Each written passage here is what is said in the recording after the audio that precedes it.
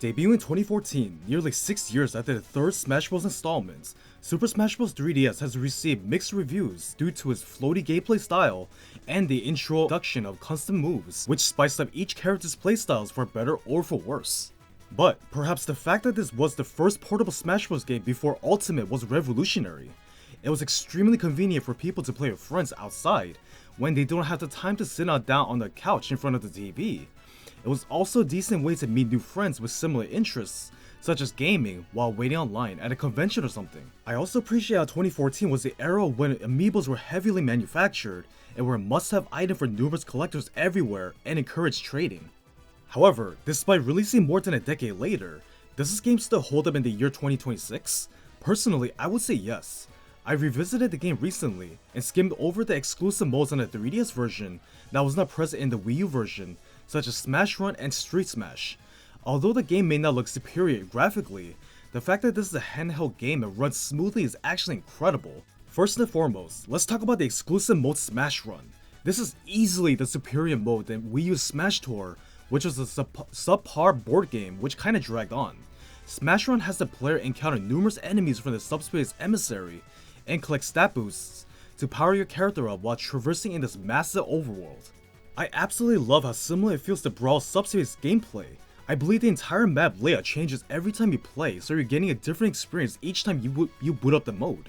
You can either play solo against computers or with 3 other friends. What sets this mode apart from the other Smash Bros. Games is just how frantic and jam-packed this mode is, with fast-paced action, feelings of accomplishment, and a sense of freedom due to not being physically restricted. I just love how you can go hog wild here, bashing every enemy's faces in, and force-feeding your character all sorts of power-ups to be the most OP monster of them all. I find it so weird that Nintendo has never brought this mode back in Ultimate. It would have been perfect to play randoms online and updated with newer enemies and stages.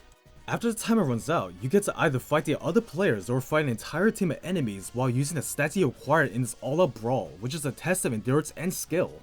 Classic mode here is a bit different because it uses a linear format in which you get to choose the path you want for potentially more rewards, whereas in Wii U, a bunch of trophies are scrunched together and you get to choose who you want to fight. I like the 3DS version more because it looks more organized and smoother.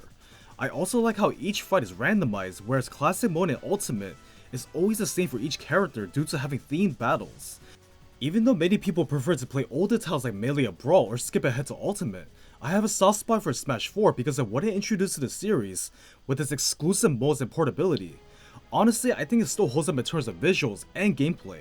It's one of those games that every Smash Bros. Fan should play at least once to see whether or not they like it. Sure, it has its flaws, but what game doesn't?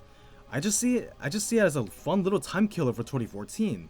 That was a great way to bond with friends on the go, and it's pretty underrated honestly. Well, that's everything I have to discuss about this game. It's not meant to be in depth or anything, but just me sharing my personal thoughts and opinions. With that being said, thank you for watching. Do you also like Smash Bros. 3DS? And please like and subscribe for more videos like these if you want to.